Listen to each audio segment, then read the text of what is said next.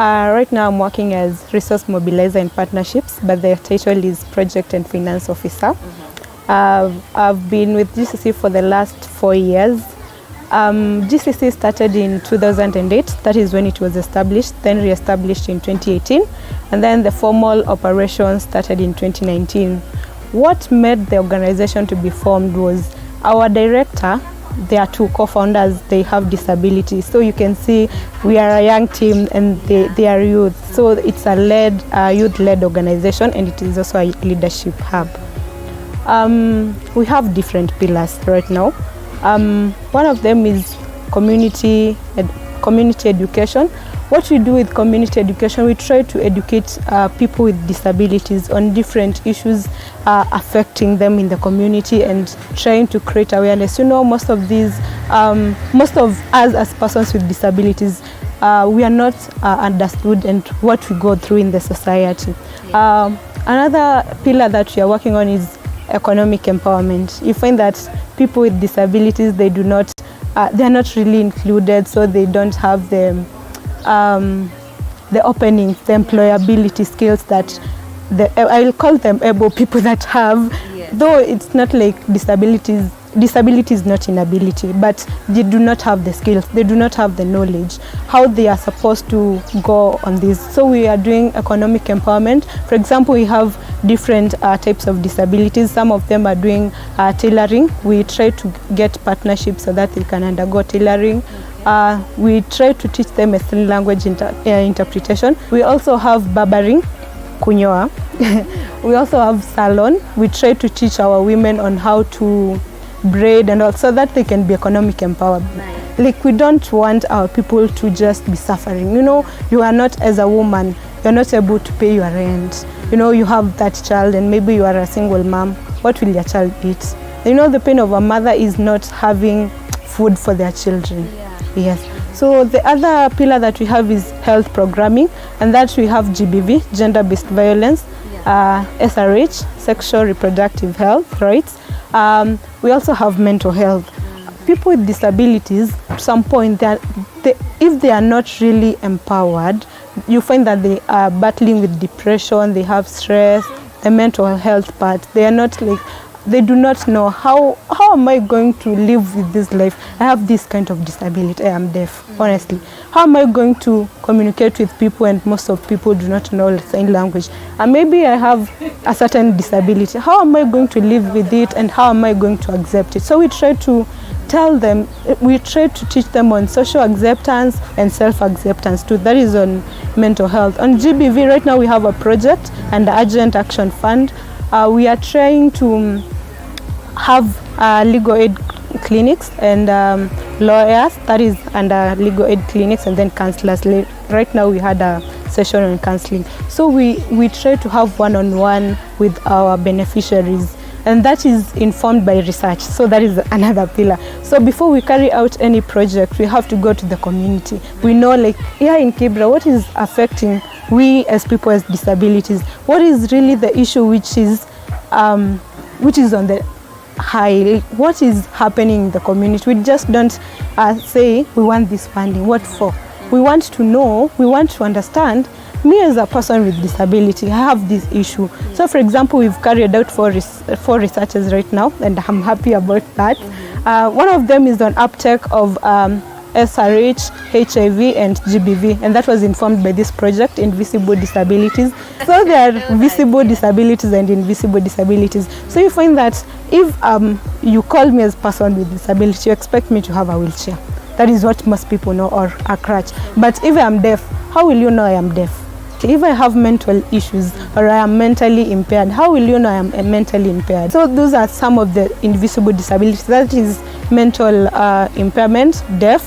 We also have autism. Okay, like right now the projects that we are implementing, it's in Kibra, Kawangware, and Rongai. Okay. We have our social media platforms, Gifted Community PWD Center on all our social media platforms. You can follow us actually.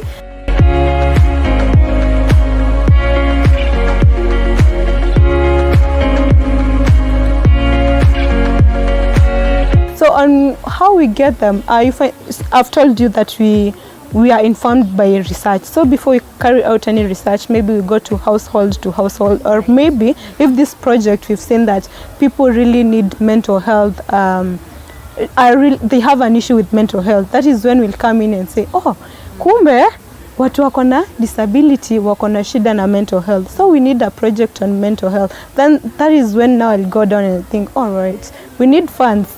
Like, you know, PWDs are many, so like for example, getting all of them might not be easy because, you know, there's the aspect of funds and space and all that. But if there's a well-wisher, by the way, who would want to fund us or partner with us, you can reach us on Gifted Community PWD Center. Those are social media platforms.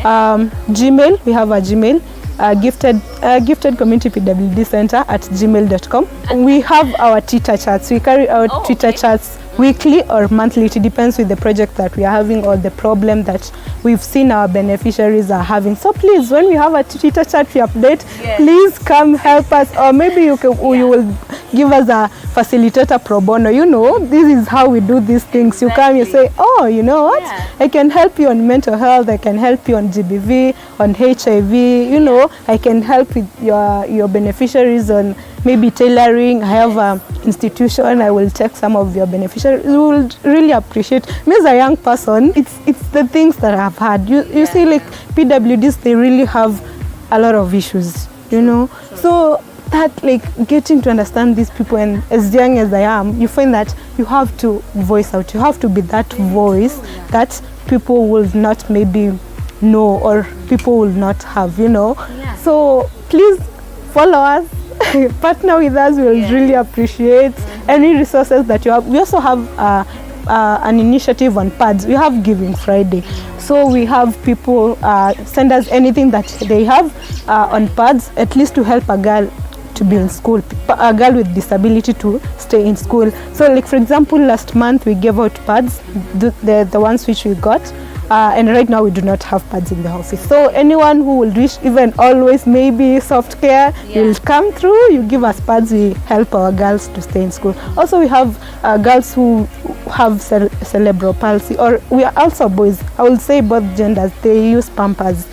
Like even if someone is 25, you'll find that person, they need Pampers. So anyone, even Pampers, we will really appreciate, you know, Pampers Kenya. If you come through, honestly, we will really appreciate.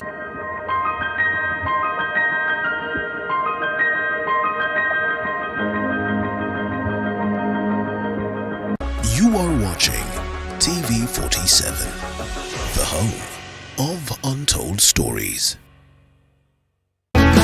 You've got your troubles.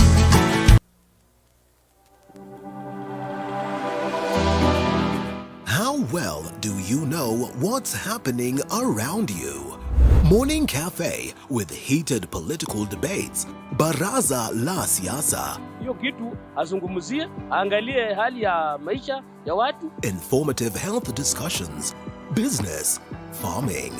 Tasty Wednesday. Fitness Thursday, and Feel Good Friday with amazing DJs, celebs, waimbaji, kuna comedians, alafu kuna wajinga, and music bands every Monday to Friday from 6 a.m. to 9 a.m.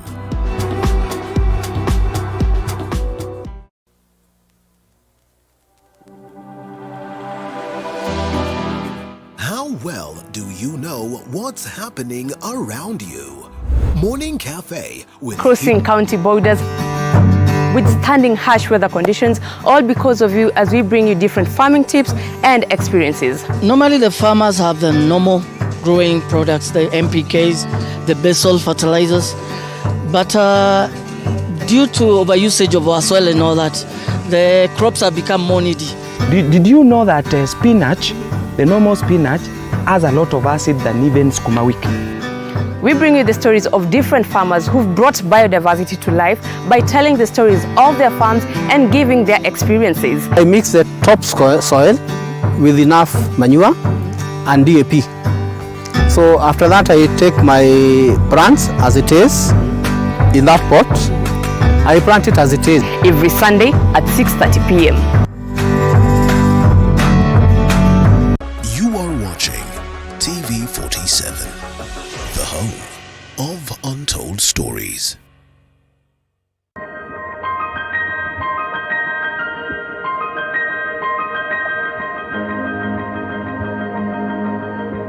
Welcome back. I'm now joined by one of the beneficiaries of Gifted Community Center, Helen. Habari yako? Mzuri. Uko salama? Niko salama. So ningetaka tu kujua, so you learning that you're a person living with disability, how was the experience trying to accept yourself all the way through? Naweza sema kujikubali si jambo rahisi.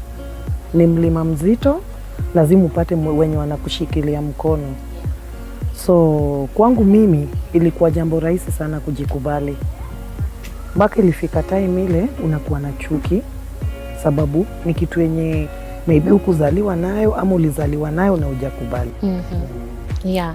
Na sasa uliwezaje sasa kuungana na Gifted Community Center? Who introduced you to it? Nilikuwa na one of my friend anaitwa Emily. So pia yeye alikuwa ameishi na disability. Mimi pia ni person with disability, lakini hatukukuanga friends. Tulikuwa tunapitana tu kwa barabara, kila mtu kivyake. So one day tulikutana tu ile tu salamu na tukasalimiana, tukaanza kuwa friends kutoka hapo. Akaniambia hata hii yenye ako nayo kwa masikio ni disability, na pia akanionyesha yake pia ni physical. Akajionyesha kwangu, nikajionyesha kwake. Then after hapo akaniambia naweza penda kujoin kikundi yenye nitapata watu kama mimi. Nikamwambia ndio, but wawe watu wenye wako na disability. Akaniambia sawa. So one day akani-invite, akanileta GCC. By that time nilikuwa mtu wa kujificha. Ukiniangalia na kutukana, ukiniuliza mambo na ulemavu yenye niko nayo na kutukana. Sikuwa napenda kuulizwa kuhusu ulemavu wangu. So vile nilijoin GCC, nikapata si mimi niko huko peke yangu. Tuko wengi, kuna wale wako worse than me. So tukaanza kuendelea. Thanks God tulikutana na walimu wazuri, wakatufunza jinsi pia kujipenda. Walituambia kitu ya kwanza ni kujikubali, kitu ya pili ni kujipenda. Yeah. Na wakatuambia ni kiungo ya mwili tu, si ati iko kwa akili. Mimi nashukuru GCC sana, sababu ilifanya nikajua kumbe pia nakuanga mrembo. Ikachange hata lifestyle yangu. Ikachange vile navaa, ikachange vile na walk, na ikaniletea furaha tena, hata naweza smile. Before hata singe smile, hata munge niita ningejificha. Na si mimi peke yangu. Wametoa mpaka wale walikuwa nataka kucommit suicide, mtu ako kwa kamba nataka kujinyonga sababu maisha imefika naye mwisho. Na wanamtoa mpaka anarudi anajikubali. Na si hata mambo na watu wenye wako na disability peke yake, hata watu wenye wanapitia GBV. By the way, wameempower watu kwa community sana. Ukipitia GBV, ukipitia hata shida yote yenye unapitia, wanakutoa ndani, cause wanakuambia bado unaweza make, na wanakuonyesha njia peke yake. Njia pia si ati wanatuita, mnafunzwa, mnapewa kachai. Unajua tu binadamu na kachai. Hiyo chai si utakula na utasahau. But GCC imetuempower, ambapo mimi hata naweza kana mboga zangu na niuzie ule mtu mwenye ako able. Hata nilijua kumbe watu wenye wako able wanaweza kuwa customer zetu, sababu si kujua naweza fanya biashara, unaona. So wametuempower. Tuko na group saving and loan. Unaweza save, ukope, uende ununue unga kwa nyumba, usikae na kikombe kwa barabara. By the way, walitutoa kwa story mob. Hata mimi penye nilikuwa naelekea kukaa na kikombe kwa barabara, sababu nimejitenga na marafiki na kaa alone. Unajua ukishaka hivyo mwisho inakuanga ni kikombe, hakuna story nyingine. Okay. Alafu sasa ningetaka kujua katika hiyo safari yako, the fact that sasa ulikuwa na mtu ambaye pia alikusaidia when you joined Gifted na ukakuwa sasa uko part of them, what kind of activities ambazo labda mlijihusisha nazo katika hiyo kujiaccept pia? Unajua GCC by the way inatufanyia mob. Hata talent yako haipotei. Kama mimi nilikuwa niko na hamu ya kujua mambo na ya dressing, sababu hiyo ndio ilikuwa dream yangu kuanzia utotoni. Lakini sababu ulemavu ilikaa, nilijidharau, nikaona nje imefika mwisho, mimi si mtu tena. But GCC ilifanya nikajua kumbe hii address yangu naweza achieve dream. Sababu walituempower mambo na courses, wakisikia mahali wanapenya kila mahali. Wakisikia mambo na tailoring, mambo na biashara, mambo na group saving and loan, wanagonga kila mali. By the way, wanagongeanga gava mpaka wana pressure gava mpaka dream yetu ina come true. Sisi ni kusema au ni kutenda. Hiyo ndio tunafurahiana nao sana. Na live alone hata wamama mpaka girl childs. Najua kuna watoto wanafichwa ndani ya nyumba, umezaa mlemavu. Unamfungia kwa nyumba unaenda shughuli zako. By the way, ilitoa mama hiyo ufala mpaka wamama wamejua kumbe huyu mtoto wake pia anaweza soma, anaweza kuja kuwa mtu fulani. Na wewe katika experience yako hapa katika Gifted Community Center, unaweza ambia mtu yeyote mwenye pale yako hapo pale nje na anajiuliza, je, nitawezaje kujikimu, nitawezaje kujiaccept? What can you tell that person ambaye anatazama na labda anahisi kwamba huenda hayuko accepted kwenye community? Chenye naweza mwambia kitu ya kwanza, asiwe na upweke, asiwe anajifungia ndani ya nyumba. Hata kama we ni mzazi usiwe ukifungia mtoto wako. Speak out. Jieleze. Join kikundi. GCC iko hapa imekuwa open kwa kila mtu. Hata si ati mambo na Kibira peke yake. By the branch yao sijui imefika wapi. Wametembea. I think kila community wanapia ndani. So unaweza join GCC na ukuwe empowered. Unasikia? Ikutoe upweke. By the way, mimi nikijieleza kibinafsi, hata night lover, mimi hakuna mwanaume anaweza kuja kunikatia. Ati unanikatia saa 3 ya usiku, unanizindikisha saa 10, sababu mimi niko na disability. GCC ilinitoa hiyo fala, niliona mimi ni mwanamke bomba, naweza fanya kazi yangu chenye mwanaume anaweza fanya. Akuja nikatie nayo hiyo usiku yote, pia mimi naweza fanya na mimi ni mchallenge. So tunaambia pia warembo, kama umeishi na disability, ama umepitia GBV, usiwe ukijitenga. Hebu tafuta Google, GCC wako kila mahali. Google ujoin hiki kikundi yetu. It doesn't matter umeishi Mathare ama Kariobangi. Mlango iko open. Pia ujue ukiwa na ulemavu, hiyo si mwisho wa maisha. Hiyo ni kiungo tu imeguzwa. Akili iko sawa. By the hata tukiwekwa mimi na wewe hapa tunaweza fanya tu kitu the same. Na sababu ya GCC, mimi mbeleni nilijua mimi hata siwezi simama nishuke mtu. Nilijua siwezi uliza kazi. GCC iliniambia tembea ujiulizie. Mpaka sasa mimi ni champion kwa clinic moja inaitwa Swap Clinic, na sababu ya GCC. Sasa naleta unga kwa meza. GCC imetuma. Imenipeleka kwa course ya beauty ya dressing. Sasa naweza simama jifanyie kazi yangu na nikose kutafuta mwanaume. Na umesema wewe si night lover. Mimi si night lover. Wallahi kama kuna mwanaume hapa nje atakuja kunikatia usiku, pole. Hakuna. Ndio nimekubali. Mimi ni mwanamke, but mimi ni mwanamke bomba, live alone mwanamke, na ni sababu ya GCC. By the way, imetu empower wamama. Kuna sahi wenye wako na umbrella wanauza sweets. Sababu ya GCC. Wana save, wanakopeshana na wanaendelea kuendelesha biashara zao. Na hata hivyo imewezesha pia wale wana kadi za disability. Unajua unaishi na disability na hujajua kuna kitu inaitwa kadi. Mimi hata sikujuanga kuna kitu inaitwa kadi. But GCC lituma niko na kadi yangu. Hiyo kadi si hata mambo na msaada peke yake. Tunaweza penya kila mali. Wametuma mpaka tunaitwa waheshimiwa. Tukienda mali si ndio tunasaviwa. Mimi sikujua mtu wa disability anaweza saviwa mbele ya mwingine. But GCC imetuma nimeingia kwa hoteli kubwa kubwa zenye sikuwa naingia ndani. GCC imetuma nimeenda kwa ofisi zingine kubwa kubwa. Mpaka imenifunza tabia nyingine. Mimi hujua kugonga. Singojangi nikuje niambiwe. Imetu empower na si mimi peke yake. Wanawake sahi wenye wamelelewa na GCC.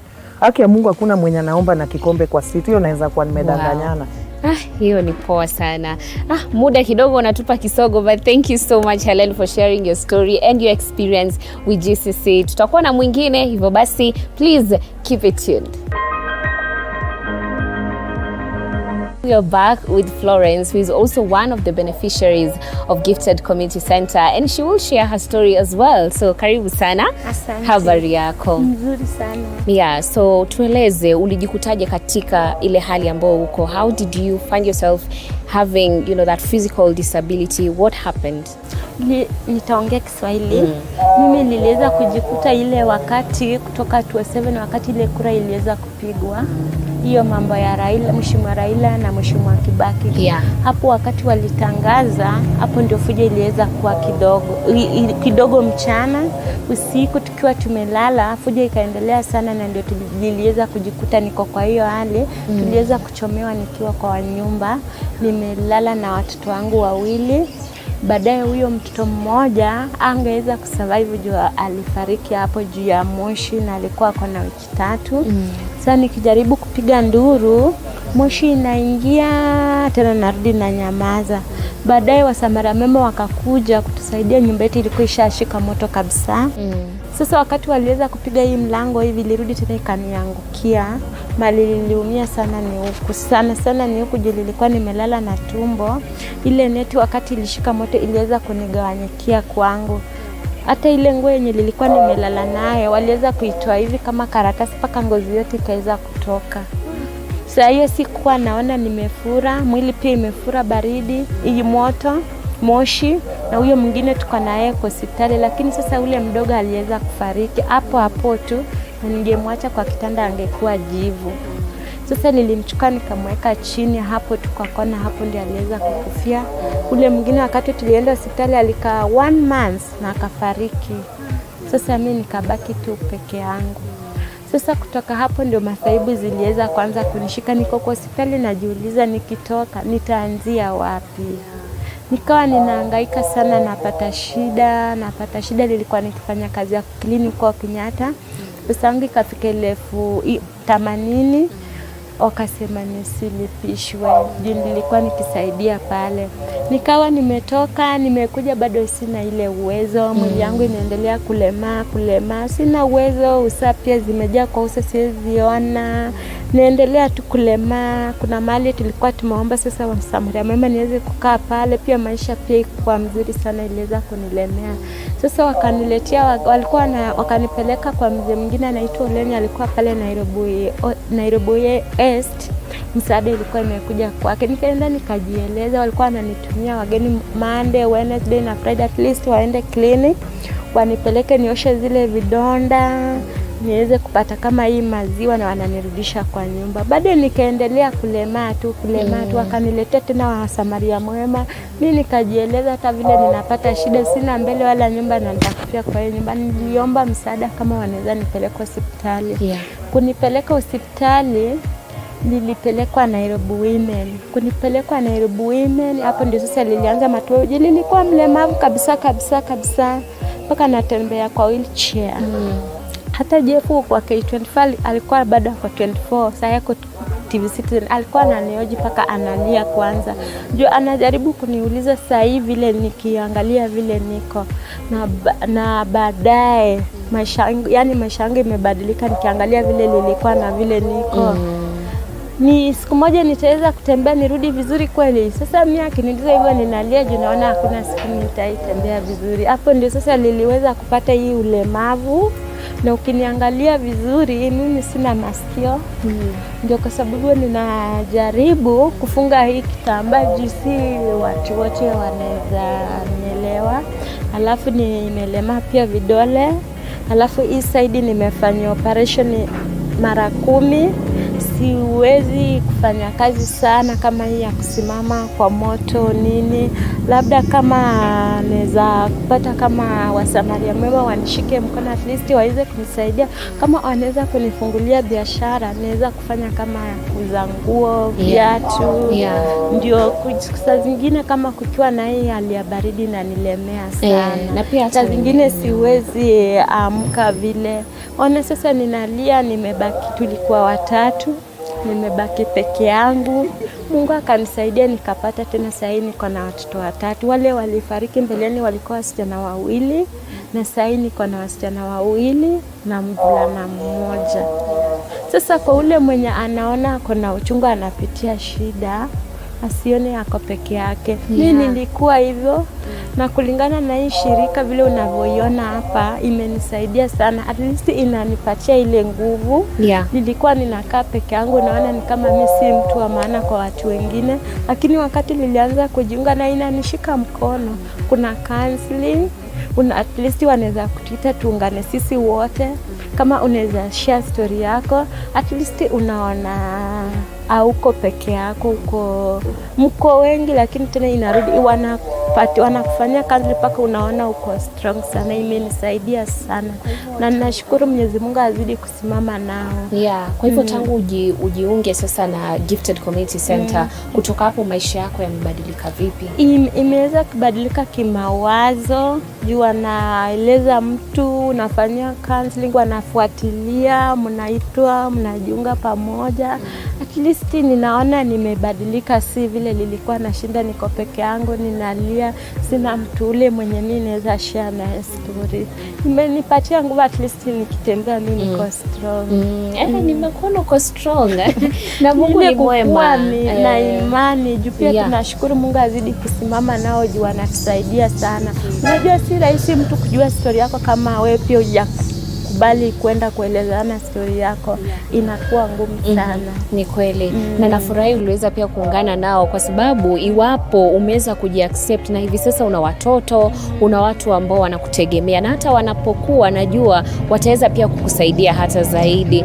Mungu azidi kukubariki na kuzidishie, na pia iwapo kuna yule ambaye ataweza kusaidia, najua utapata usaidizi na Mungu atazidi kukushikilia mkono. Na Gifted Community Center izidi tu kuwachukua watu hata zaidi kama wewe, na kuwakumbusha kwamba there is life even after a pandemic, after disability, after whatever. Na nimeshukuru sana kwa wewe kushare your story na sisi siku hii ya leo. Hata mimi nashukuru kukutana na nyinyi. Si rahisi kuwafikia bila hii shirika, inakuwa ngumu sana. Ni kweli. Ninatamani hata mtu afanye story yangu, at least nipate msamaria mwema ajitokeze tu. Inakuwa ngumu sana. Naelewa kabisa. Na nimeshukuru sana kwa kushare story yetu na story yako na sisi. Natumai kwamba kila kitu kitakuwa sawa, na Mungu azidi kukubariki na kukuzidishia. So viewers, definitely that was a really heartfelt conversation with Josephine, and also earlier we had Helen. These are people who have survived. These are people who have beaten the odds and ensure that they've gone beyond the limit to still pursue what they know best, to pursue their careers, to pursue their happiness.